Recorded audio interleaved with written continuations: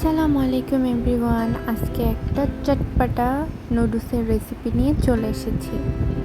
প্রথমে আমরা নুডলসটাকে বয়েল করে নেব, তারপরে পেঁয়াজ, ধনেপাতা, কাঁচামরিচ, লেবু এগুলো সব কেটে নেব।